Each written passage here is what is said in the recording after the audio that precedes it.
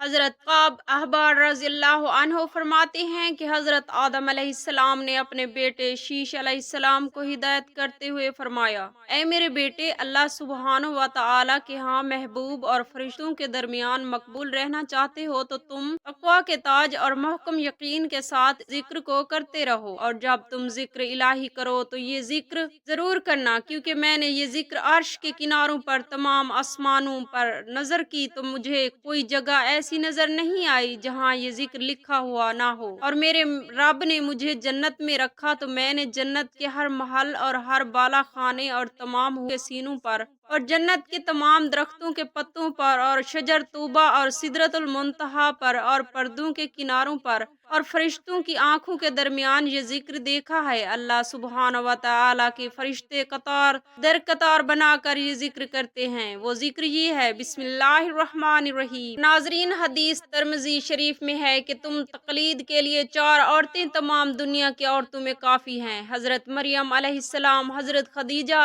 रज़ियल्लाहु तआला अन्हा, हज़रत फातिमा बिन्त मुहम्मद सल्लल्लाहु तआला अलैहि वसल्लम और आसिया ज़ौजा फ़िरऔन। तबरानी की एक रिवायत में है कि एक रोज़ आपके शौहर फ़िरऔन ने ख्वाब देखा तो फौरन नजीमियों को तलब किया तो उन्होंने जायचे तैयार करने के बाद बताया कि तुम्हारी हुकूमत का ज़वाल एक इसराइली लड़के के हाथों होगा। चुनाचे फ़िरऔन ने अपनी सल्तनत में ये हुक्म जारी कर दिया कि जिस इसराइली के घर लड़का पैदा हुआ है फौरन कत्ल कर दिया जाए। इमरान का घर बन्नु इसराइल में एक मुमताज और मेहमान नवाज घराना था। इमरान का सिलसिला नस्ब हजरत याकूब अलैहिस्सलाम से जा मिलता था। उनके बड़े लड़के हजरत हारून अलैहिस्सलाम थे। इमरान की बीवी के यहाँ लड़का पैदा हुआ तो फिरऔन के सिपाही बन्नु इसराइल में पैदा होने वाले लड़कों की कड़ी निगरानी कर रहे थे। अगरचे यूकाबद ने 3 माह तक बच्चे की पैदाइश को सीगा राज में रखा, मगर जासूस की कड़ी निगरानी की वजह से मुमकिन न था कि ये राज ज्यादा देर तक छुपा रह सका।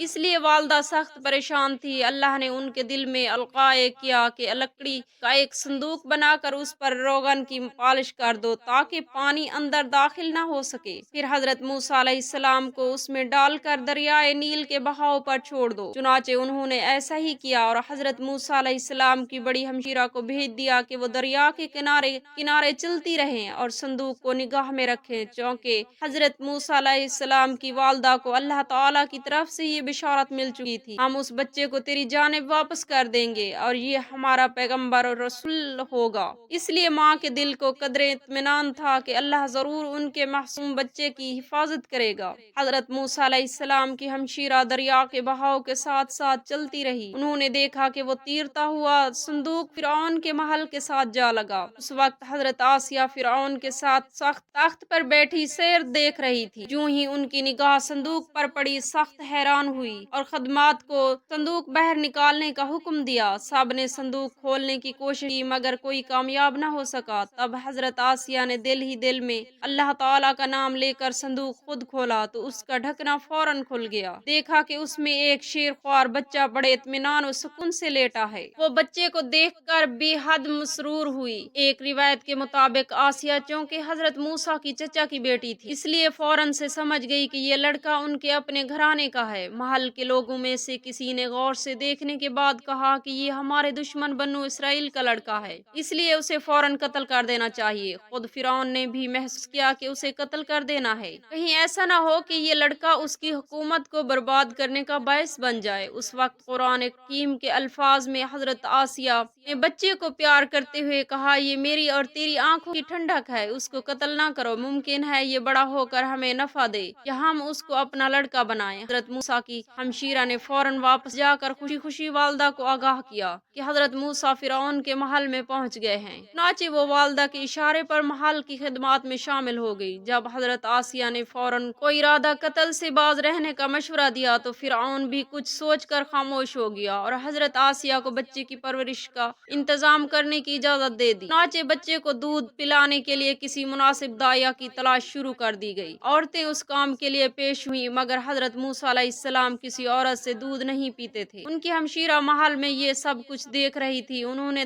دانش مندی سے کام لیتے ہوئے فوراً یہ تجویز پیش کہ اگر اجازت دی جائے تو وہ بہت اچھی دایا پیش کر سکتی۔ سخت مجبوری تھی، شاہی دایا اور دوسری عورتیں تھک ہار کر بیٹھ، اس لیے ان کی ہمشیرہ کو دایا لانے کا حکم دیا گیا۔ وہ فوراً باہر آئیں اور گھر سے اپنی والدہ کو ساتھ لے گئیں۔ ادھر اللہ کی طرف سے ملنے والی بشارت پر والدہ نے بچے کو دریا میں ڈال تو دیا تھا، مگر غم اور اضطراب سے ان کا برا حال تھا۔ اس ماں کو ممتا نے سخت مجبور کر رکھا تھا، اس لیے ایک مرتبہ انہوں نے یہ ارادہ کیا کہ اس راز کو محل میں جا کر افشاں کر دے گی، مگر اللہ تعالیٰ نے ان کے دل کو سکون بخش دیا۔ خاندانی وضعداری کو نظر انداز کرتے ہوئے اپنی بیٹی کے ساتھ محل میں روانہ ہو گئی۔ انتہائی پیار اور محبت سے اپنے بچھڑے ہوئے بچے کو گود میں لے لیا اور دودھ پلانے لگی تو حضرت موسیٰ علیہ السلام نے ان سے لپٹ لپٹ کر دودھ پینا شروع کر دیا۔ حضرت آسیہ فوراً معاملے کی تہہ تک پہنچ گئی اور ان کے خیال کی تصدیق ہو گئی، مگر بچے کی حفاظت کی وجہ سے خاموش رہی۔ اس کے بعد ان کی والدہ کا یہ معمول ہو گیا کہ روزانہ دن میں 2 مرتبہ بچے کو دودھ پلانے محل جاتی اور باقی وقت حضرت موسیٰ علیہ السلام آسیہ کے پاس کھیلتے رہتے۔ بچپن میں ایک مرتبہ حضرت موسیٰ فرعون کی آغوش میں بیٹھے کھیل رہے تھے۔ فرعون کی داڑھی ہیروں اور جواہرات سے مرصع تھی۔ حضرت موسیٰ نے کھیلتے ہوئے فرعون کی داڑھی پکڑ کر کھینچ لی، جس سے موتیوں کے ساتھ چند بال بھی اکھڑ گئے۔ فرعون سخت طیش میں آیا، اسی وقت انہیں قتل کرنے کا ارادہ کر لیا۔ جب حضرت آسیہ نے شوہر کے تیور دیکھے تو بڑی لجاجت سے کہا، اے معاف کر دیجئے، آخر معصوم بچہ ہے، اسے کیا معلوم کہ کھجور اور چنگاری میں کیا فرق ہے؟ یہ بادشاہ کے مرتبے اور احترام سے واقف نہیں، اسے قتل نہ کیجیے۔ مگر فرعون بھی ایک ضدی بادشاہ تھا، وہ پہلے ہی حضرت موسیٰ کو شبہ کی نظر سے دیکھتا تھا۔ بیوی کی درخواست سن کر فوراً کہا، میں ابھی اس کا امتحان کرتا ہوں، اگر اس نے انگارے کو دیکھ کر ہاتھ کھینچ لیا تو ضرور قتل کر دوں گا۔ چنانچہ فرعون نے اسی وقت کھجور کے چند دانے اور دہکتی آگ کے چند انگارے منگوا کر حضرت موسیٰ کے سامنے رکھ دیے۔ حضرت موسیٰ علیہ السلام موت اور زندگی کے دوراہے پر کھڑے تھے اور چند سیکنڈ میں فیصلہ ہوا، مگر اللہ کو حضرت موسیٰ سے ایک بہت بڑا کام لینا مقصود، پھر خود ان کی حفاظت کا ذمہ لیا۔ حضرت آسیہ کا دل مارے خوف سے دھڑک رہا تھا اور دل ہی دل میں بچے کی سلامتی کے لیے اللہ سے دعا کرتی جا رہی تھی۔ جب دونوں چیزیں حضرت موسیٰ کے سامنے آئی تو حضرت موسیٰ علیہ السلام نے جلدی سے انگارہ اٹھا کر منہ میں رکھ لیا، مگر اس وقت سے حضرت موسیٰ علیہ السلام کی زبان پر داغ پڑ گیا اور زبان موٹی ہو گئی، جس سے قدرے جلن ہونے لگی۔ حضرت آسیہ نے 2 مرتبہ ان کی جان بچائی اور ہر مرتبہ اللہ کے فضل و کرم ان کے شریک حال رہا۔ اس کے بعد حضرت موسیٰ علیہ السلام نے حضرت آسیہ کے پاس پرورش پائی اور ان کی خصوص تربیت میں رہے۔ جوان ہوئے تو نہایت تنومند، خوبصورت اور بہادر تھے۔ گفتار و کردار سے ایک ناسی قسم کا وقار نمایاں ہوتا اور ان کی ہر بات میں عظمت کی جھلک دکھائی دیتی۔ جب آپ علیہ السلام نے نبوت کا اعلان کیا تو سب سے پہلے ان کی صداقت اور خدا کی وحدانیت پر حضرت آسیہ ایمان لائی، حالانکہ ان کا شوہر خود خدائی کا دعوے دار تھا۔ جب فرعون کو اطلاع ملی، سب سے پہلے اس کی بیوی حضرت آسیہ ایمان لا چکی، طیش و غضب سے دیوانہ ہو گیا۔ حضرت آسیہ کو گرفتار کر لیا گیا اور انہیں جیل میں اس قدر تکلیف دی گئی کہ ان کے بیان سے بدن کے رونگٹے کھڑے ہو جاتے ہیں، مگر آپ نے فرعون کے شدید اصرار کے باوجود راہ حق سے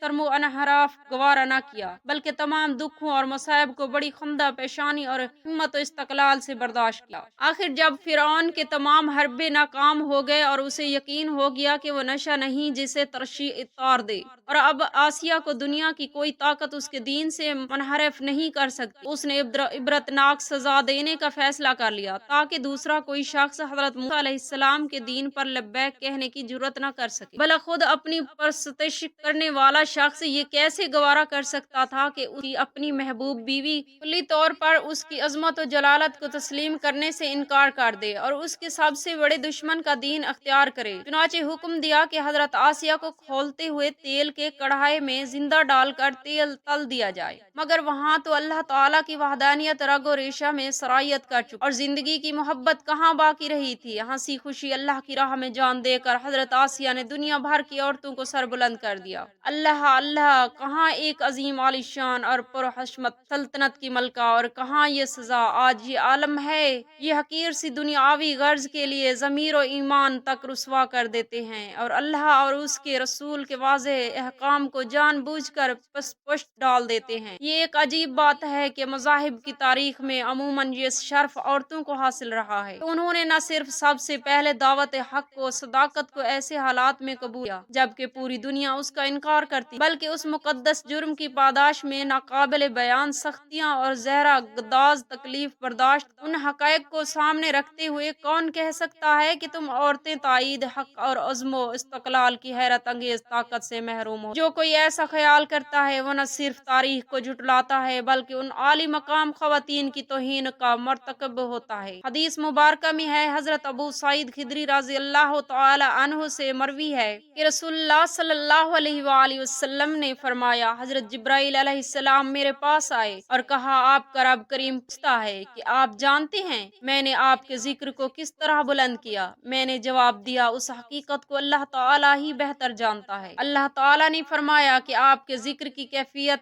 یہ ہے کہ جہاں میرا ذکر کیا جائے گا وہاں آپ کا ذکر بھی میرے ساتھ کیا جائے گا۔ جس نے میرے ذکر کے ساتھ آپ صلی اللہ علیہ وآلہ وسلم کا ذکر کیا تو میں اس بندے کے اگلوں اور پچھلوں کے گناہ معاف کر دوں گا اور اسے جنت کے بلند مرتبے پر فیض کروں گا۔ صحابہ کرام نے عرض کیا، یا رسول اللہ صلی اللہ تعالی علیہ وآلہ وسلم، اگر فوت شدہ مشرک ہوں تو کیا ہوگا؟ آپ صلی اللہ تعالی علیہ وآلہ وسلم نے تبسم فرما کر ارشاد فرمایا کہ اللہ سبحانہ و تعالی خوب جاننے والا ہے اور خوب نرمی فرمانے والا ہے۔ حضرت قعب احبار رضی اللہ عنہ فرماتے ہیں کہ حضرت آدم علیہ السلام اپنے بیٹے شیش علیہ السلام کی طرف متوجہ ہوئے اور فرمایا، اے میرے بیٹے، تم میرے بعد میرے خلیفہ ہو، پس خلافت کو تقوی کے تاج اور محکم یقین کے ساتھ پکڑے رہو، اور جب تم اللہ کا ذکر کرو تو اس کے متصل نام محمد صلی اللہ علیہ وآلہ وسلم کا ذکر کرو، کیونکہ میں ان کا نام عرش کے کناروں پر، پھر میں نے تمام آسمانوں پر نظر کی تو مجھے کوئی جگہ ایسی نظر نہیں آئی جہاں نام محمد صلی اللہ علیہ وآلہ وسلم لکھا ہوا نہ ہو، اور میرے رب نے مجھے جنت میں رکھا تو میں نے جنت کے ہر محل اور ہر بالا خانے اور برآمدے پر اور